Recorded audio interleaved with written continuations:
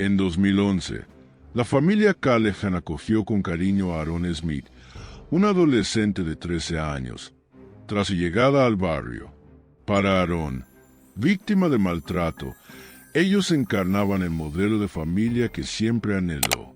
Sin embargo, cuando esa conexión inicialmente cálida se rompió, el joven se sumió en la confusión, el dolor y la desesperación.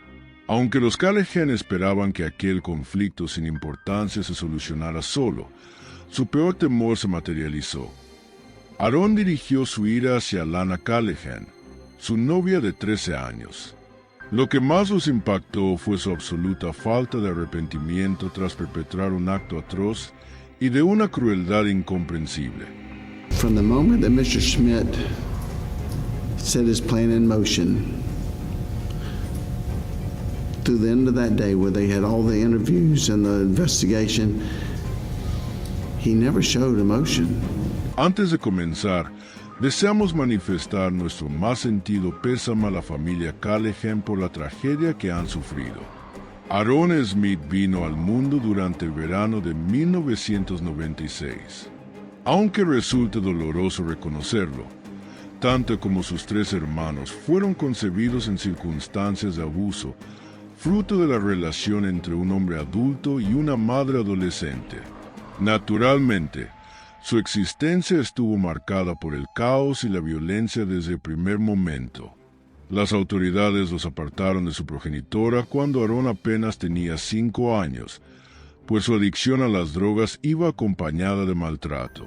Aunque esta medida pudo significar un nuevo comienzo, la ironía del destino los entregó a cuidado de una hermanastra mayor que también los maltrataba, residente en el condado de Columbia, Georgia, aproximadamente a 32 kilómetros de Augusta. Era evidente que ni ella ni el resto de esa rama familiar deseaban hacerse cargo. Para ellos, estos niños eran solo un incómodo vestigio del entorno del que habían huido. Durante su adolescencia, Aaron prefería el aislamiento y evitaba pasar tiempo en casa.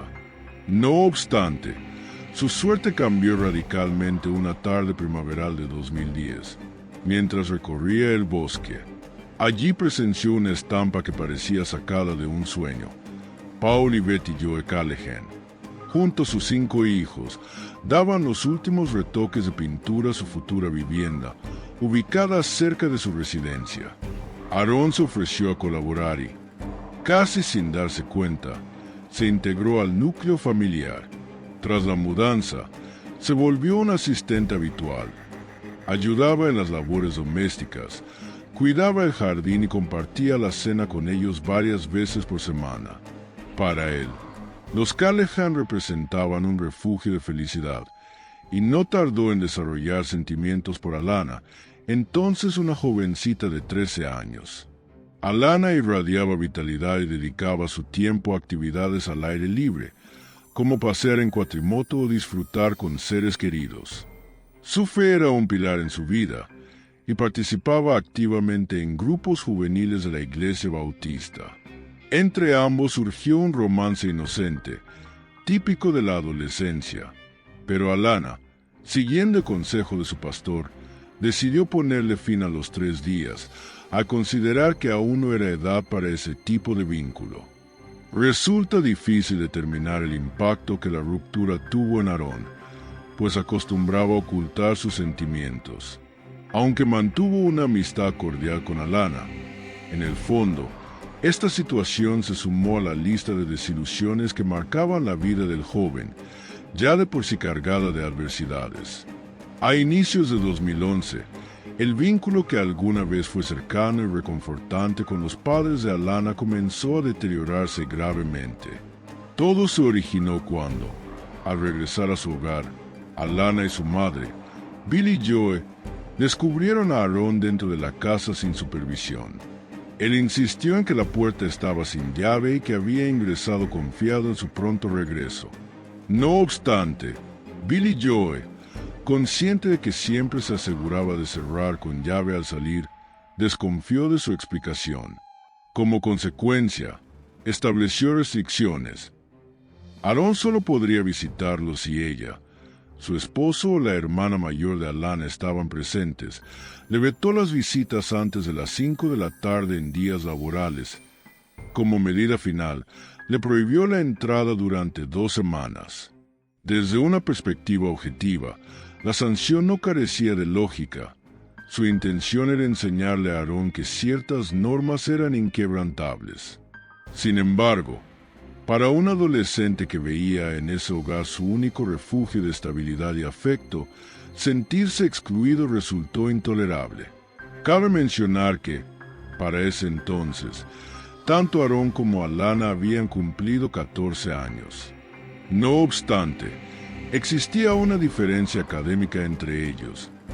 Él cursaba el primer año de preparatoria, mientras que ella aún asistía al 8º grado en Harlem Middle School. Esto hacía que su horario de salida fuera distinto, siendo quien terminaba antes. Aquel lunes 31 de enero de 2011, el clima en Georgia Central Oriental era gélido y lluvioso. Siguiendo su rutina en días de mal tiempo, Amanda, la hermana mayor de Alana, se dirigió al final del extenso acceso a su propiedad para esperar el autobús que traería a su hermana. El recorrido en vehículo tomaba menos de 2 minutos. Amanda llegó con unos minutos de anticipación al autobús, pero, inesperadamente, Aarón se acercó a su ventana y, con tono desanimado, le recordó que tenía prohibido acercarse a su hogar durante las siguientes 2 semanas. Acto seguido, se marchó cabizbajo. La situación resultó peculiar, aunque Amanda ya estaba al tanto de su malestar por la sanción. Pese a ello, asumió que, una vez superado este periodo, Aarón recuperaría el ánimo y las cosas retomarían su curso habitual.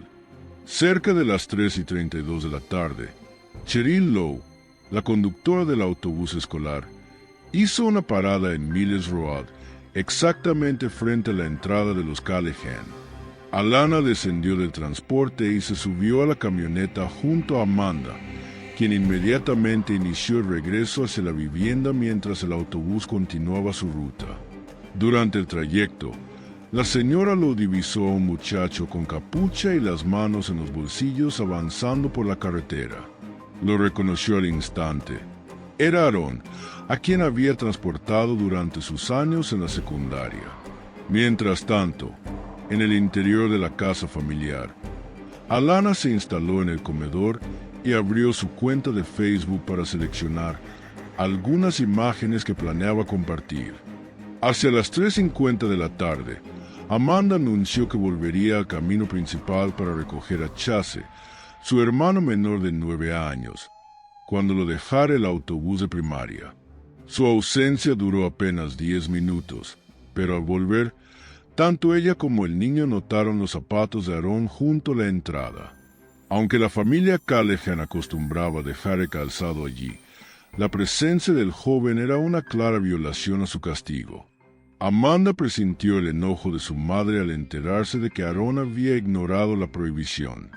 Al adentrarse en la casa, descubrieron una escena inquietante. La silla que Alana ocupaba minutos antes yacía en el suelo, y un charco rojizo, similar a salsa o jugo, manchaba el piso. La desaparición de su hermana los dejó paralizados. Por más que gritaron su nombre, no obtuvieron respuesta. En ese momento, Aarón entró corriendo, visiblemente alterado, afirmando que un desconocido se había llevado a Alana. Ante la posibilidad de un intruso, Amanda tomó a Chase y a Aarón y salió apresuradamente a buscar a la joven, advirtiéndoles que no se separaran. Mientras Amanda y Chase revisaban los alrededores, Aarón se apartó hacia un árbol, indicando que había localizado a Alana.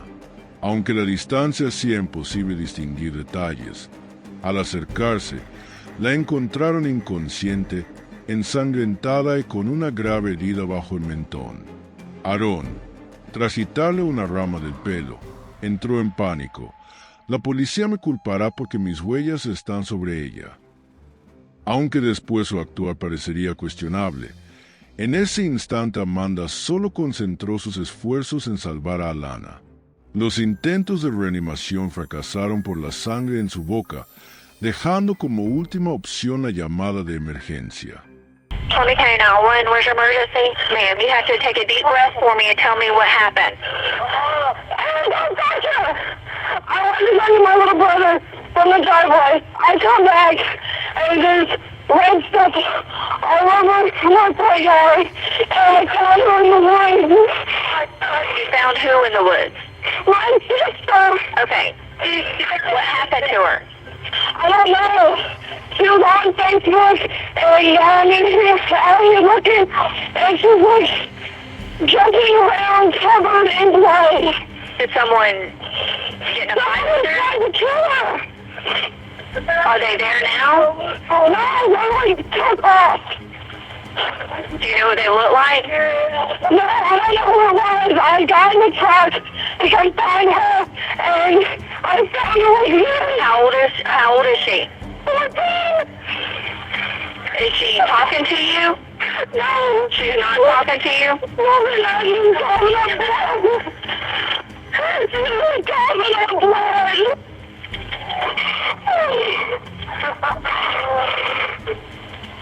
And what's her name? Alana, A-L-A-N-A. Alana, can you hear me? Alana, move your fingers. Does it look like, do you know what she was hurt with, or was it? No, it had like a hole in her chin where she was like, eating something, and I moved. There's a hole in her chin? Yes. Do you know who the people were? No, I don't know anything. Amanda spoke with dispatcher Rachel Huffman for what seemed like an eternity. When she finally was too exhausted to say another word, Aaron picked up the phone. Sir, yeah. She's got moving, she's got blood coming out of her back and head. It looks like a bullet hole. Look like what? It looks like a bullet hole mark. A bullet hole. Sir, did you see anybody? You didn't see anybody? Well, all the restrictions, because I'm their neighbor. Because my house is right back behind the house. Okay, you didn't see anybody leave the wooded area or anything? Well, I would come down the road to go to talk to Amanda because of the restriction, and I came down the road on Main Street, and I saw someone run across my road in my driveway, so I got to follow him, and I come down and go look, and I think the chair knocked over, the back door is open, I see when I watch out the back door. Okay, you didn't see anybody else? No. Did you hear anything, or a car, or anything? No. All I saw was a man leave. What did he look like? He was all dressed in black. What race was he? Was he white or black? He was black now. Pocos minutos más tarde, agentes policiales y equipos caninos se presentaron en el hogar de los Callahan. Brindaron a Alana los primeros auxilios posibles mientras aseguraban el inmueble antes de proceder con el rastreo de la propiedad. No obstante, jamás hallaron rastro del hombre de raza negra que, según Aaron, había huido de la vivienda adentrándose en el bosque. El detective James Edmonds arribó al sitio poco después, y en ese instante, lo único que podían hacer y sus colegas era aguardar la llegada de la ambulancia junto a Amanda, Chase y Aaron. Desde el primer momento, Amanda y Chase estaban sumidos en una congoja incontrolable, pues era evidente que Alana se encontraba en estado crítico. Incluso daba la impresión de que ya había fallecido. Lo llamativo era que Aaron, pese al drama desgarrador que los rodeaba, permanecía impasible, sin mostrar señal alguna de aflicción. El detective Edmonds observó que su comportamiento era peculiar. Miraba constantemente a su alrededor y, lo que resultaba más inquietante, fingía ataques de llanto exageradamente falsos cuando percibía que alguien lo observaba. Lamentablemente, Alana fue declarada sin vida en el lugar. Entre las evidencias recolectadas había un proyectil y su casquillo, hallados en el piso del comedor. Una vez retirado el cuerpo de la joven, Amanda y Aaron fueron conducidos a las instalaciones de investigación criminal para ser interrogados. Inicialmente, existían inconsistencias en el relato de Amanda, pero el detective Edmonds comprendió después que esto se debía a que ella solo había estado ausente unos 10 minutos y únicamente podía repetir lo que Aaron le había contado sobre lo ocurrido antes de su regreso con Chase. Sin embargo, una vez superado ese punto, su testimonio se mantuvo invariable. En marcado contraste, Aaron modificó su versión de los hechos en más de 20 ocasiones. Your sister, Miss Chitty, is here. And, Diana Chitty. Diana Chitty, yeah, she's here. We talked to her and she knows you're here. And I just want you to know that she is up here and we have talked to her and let her know that we're going to be talking to you, which she pretty well knew that was coming, okay? First things first. Tell me what you know happened. I mean, start from the very beginning. Well, and tell me what you know happened. I went up to the road because I know Amanda comes down to pick her up when it's raining. It was a little bit rainy earlier. Well, I went up to the road and told Amanda that I won't be able to come for 2 weeks because I got a restriction. 2 weeks. And I told her everything and I was going back down to the house. And there's like a little gate right there, but there's cable hanging there. But I saw somebody run across it and it was hardtailing it. So my uncle don't like no one on land, and I had to get him off because, you know, in the past there's people trying to start fires and stuff like that. Or try to plant something that don't need to be there. Well, I went to go see where he went. I was looking around. I went to go see if Amanda knew where he went, if she seen him or anything. But when I went to go she had to go follow her. She was already halfway down the road with the truck to go pick up little Chase from the Bucks. And when I went there, I said I can't catch up with her in that truck. And I just stopped and I went to go turn around to go back to the house. When I turned around, I saw somebody kind of taller, because you know how far distant it looks like somebody's taller up something higher. Like on that back porch. Well, he was dressed in grayish, blackish pants, black boots, and a black jacket on, and a black beanie on. And he saw me and looked at me and ran. He was white. He was a white man. He ran away down to the creek bank, and I kind of thought that was kind of dumb because there ain't nothing down that way except just dead end. Except a little bit of four-wheeler trails. So I went to go see if anything was gone or missing, because you know how somebody tried to break in and go run away. I seen the chair knocked over, and I saw a bunch of reddish looking stuff. I thought it was Kool-Aid myself, because Amanda kept on saying it was Kool-Aid, and I said it didn't look like Kool-Aid. I went and looked out the back door, and I saw some, like drag marks. Well, I seen that, and I saw a bunch of more red stuff, and I figured out that when Amanda came up, that Alana was missing. And so I went out and started helping Amanda look for her, and I found Alana out on the side of that road. You know, weren't you there? Or was you there? At the scene? Yeah. I mean, afterwards, yeah, I came up. Where she was laying, all out. And I got Amanda, I got sick on my stomach, I didn't know what to do. I just grabbed the phone from her, and I was talking to some person talking about CPR, pressure on the middle of her chest 3 times and blow. And nothing was happening. I kept on telling them there's nothing happening, except there's just a bunch of blood running out of her mouth. And that's about it. When you came up initially, when you first came up, Yes, sir. how did you come up to the house, to Alana Lynn's house, Alana I Manning's just house? walked right up in their backyard because I go to their house frequently because we negotiate like the family, because I have to go there every day and pay the babysitter if I'm in trouble. Well, I just walked up and I didn't notice anything wrong because usually the front door is always open. But the back door, it was wide open. That's what I thought was strange. Okay. And I went out and tried to follow and run after Amanda and try to wave at her stop. But I couldn't get her attention. So I went back and went up to the house to see if Alana was still there. Oh, hold on just a second. You said you came up from the trail and I don't want to put words in your mouth, but you're talking about that trail that you said leads. I mean, where does the trail lead? I mean, where are you coming from? You know where the white pickup truck is sitting at? Yeah. Well, right there, that trail that leads all the way back there to a little gate. Okay. That leads in right in front of my house. That's why I seen that person running through there. Okay. So you were coming from your house. From the top of the road to talk to Amanda. Picking up Alana from the middle school bus. Yeah, I thought you just said you came from your house up the trail and you were coming up that way, and that's when you saw the back door on open. No, I was coming up. On which side of the house? On the back side of the house. In the corner.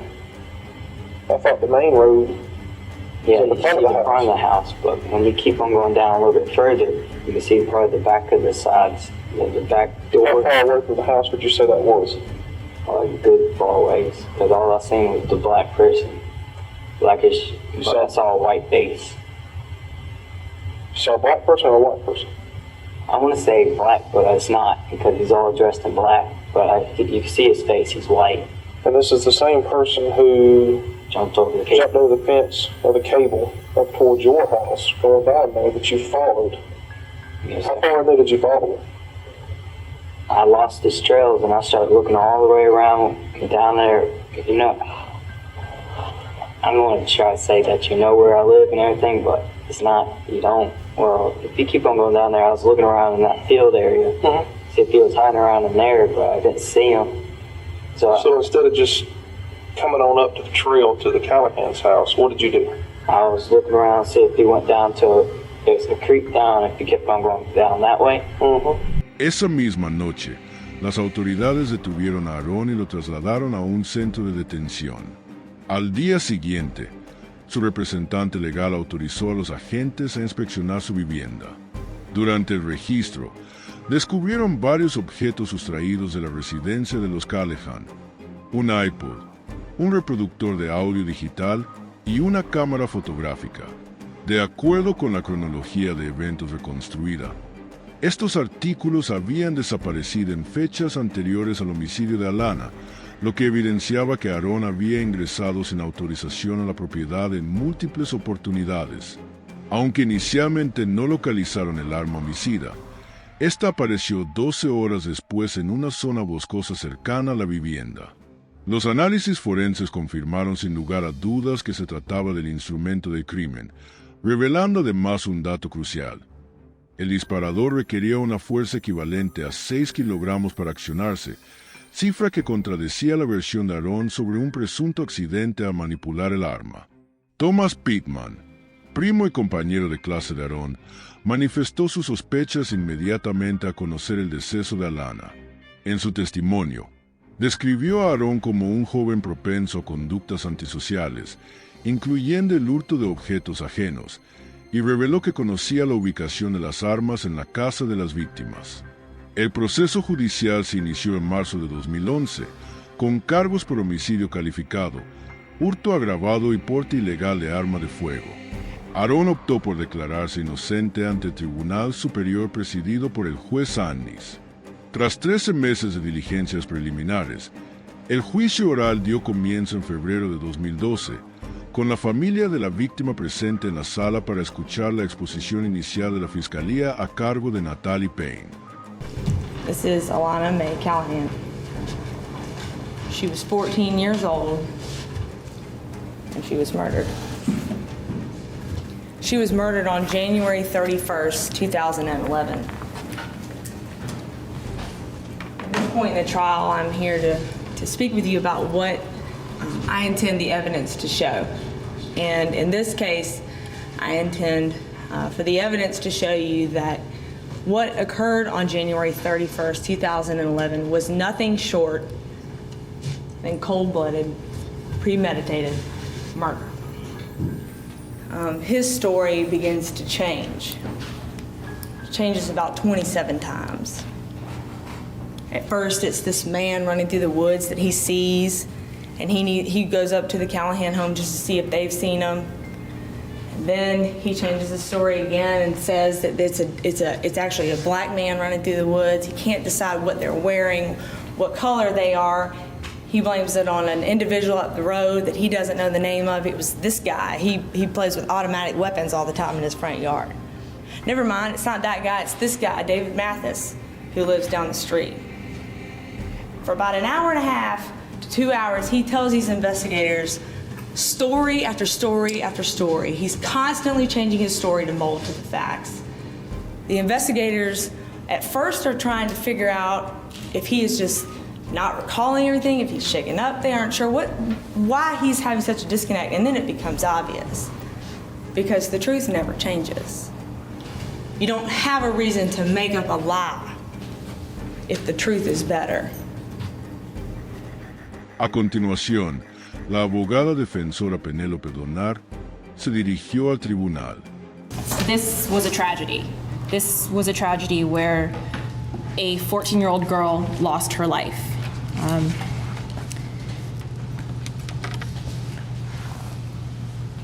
But this is not a cold-blooded murder. What this is, it's a case about a seriously traumatized, neglected, abused 14-year-old little boy snapping. Throughout this this trial, you're going to hear evidence about Aaron's life growing up. A man to his stepdaughter, they had 4 kids together. She was underage. Aaron's the third of those 4 children.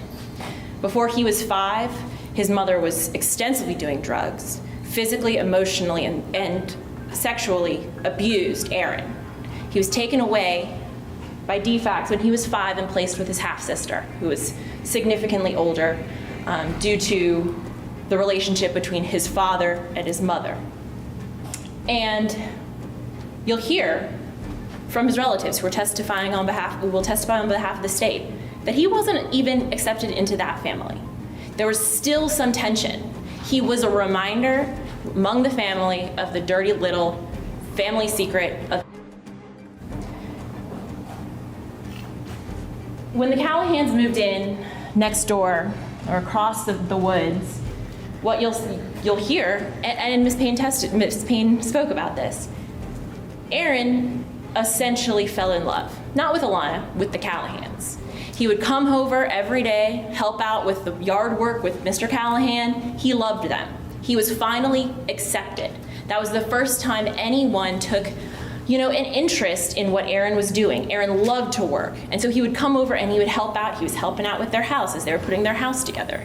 He loved this family.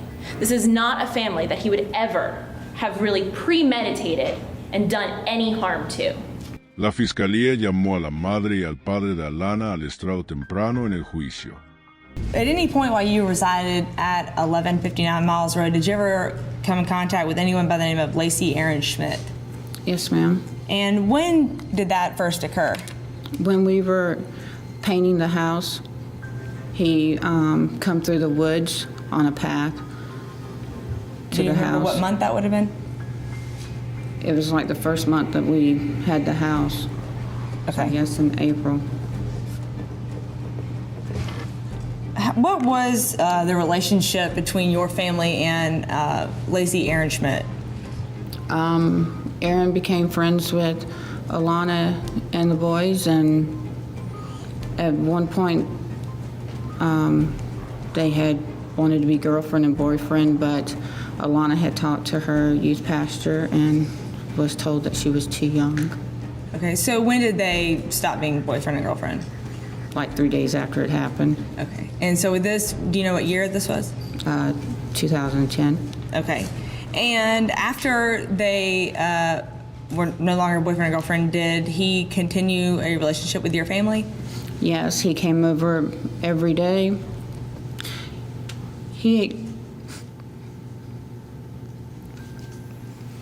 It's okay, you need a minute, it's okay. He ate dinner at our table. I treated him like he was one of my own kids. We bought him birthday presents and we bought him Christmas presents, and we even took him on family trips with us. Were there any restrictions on when Aaron was allowed to be at your home? He wasn't supposed to be at the house unless me or my husband was there. Okay, and when did that rule come into play? The Wednesday before Alana was killed, Okay. about that And week.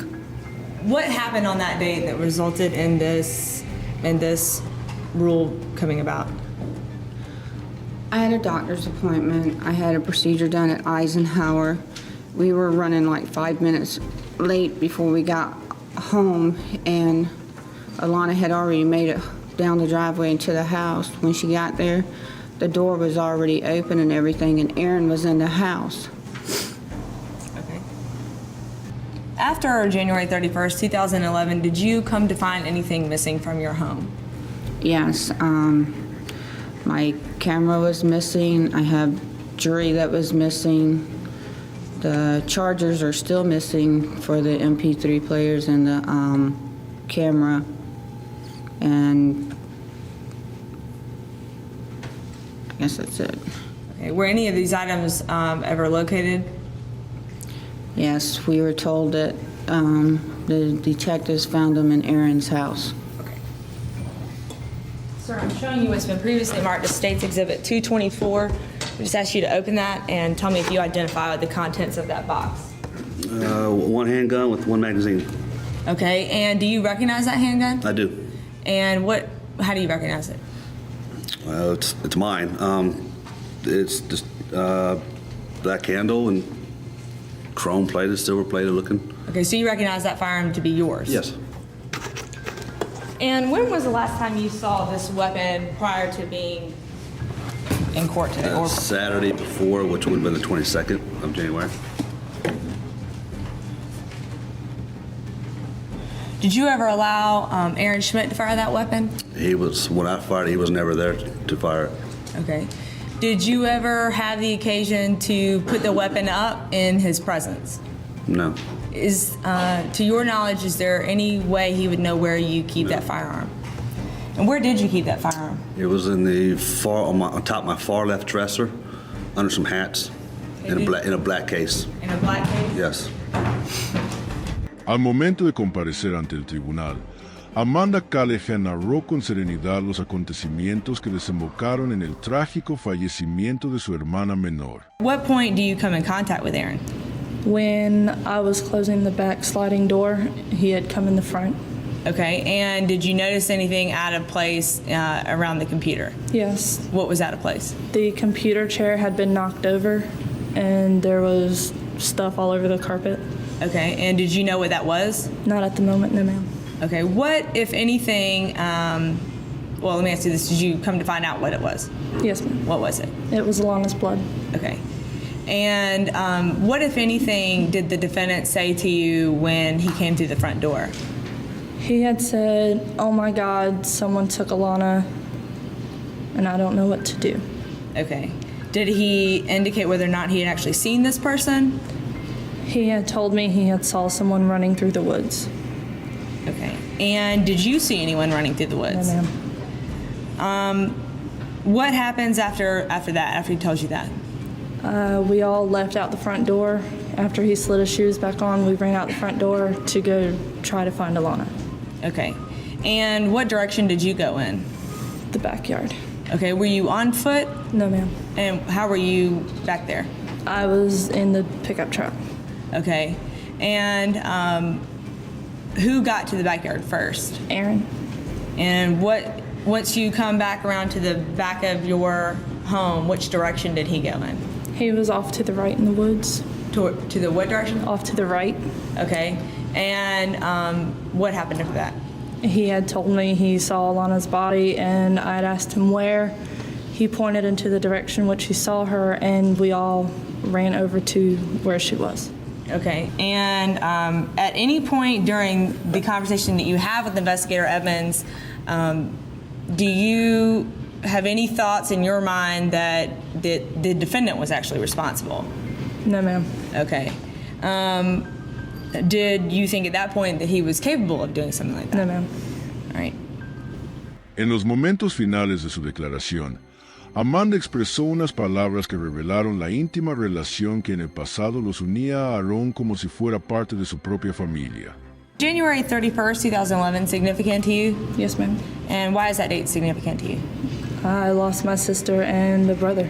Okay.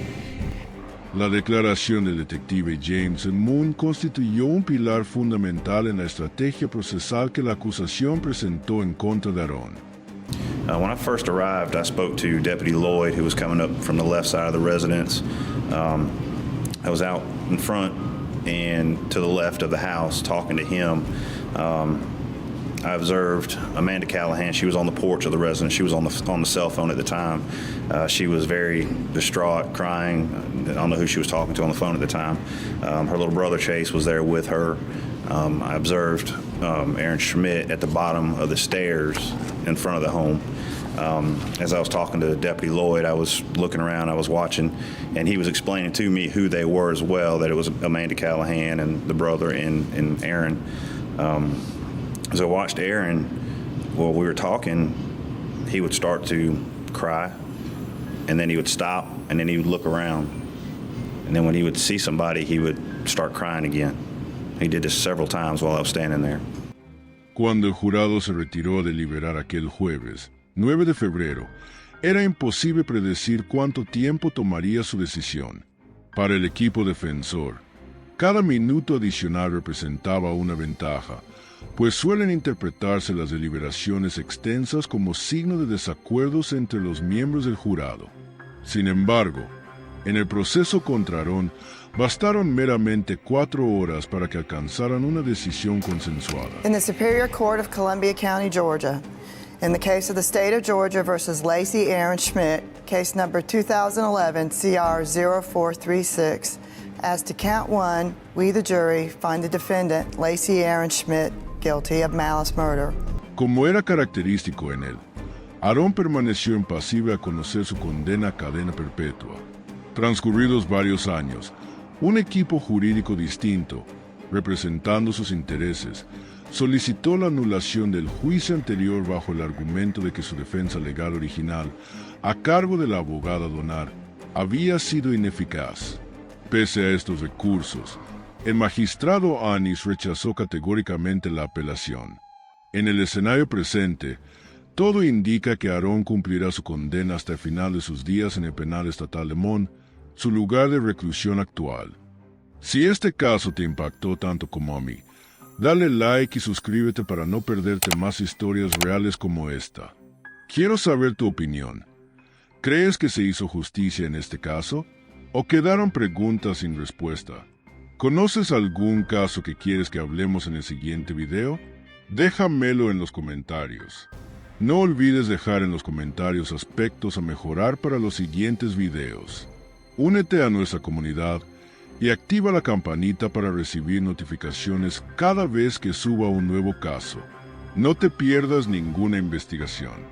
Comparte este video con tus amigos y familiares para que más personas conozcan esta historia y juntos podamos seguir dando voz a las víctimas que merecen justicia. Gracias por tu apoyo.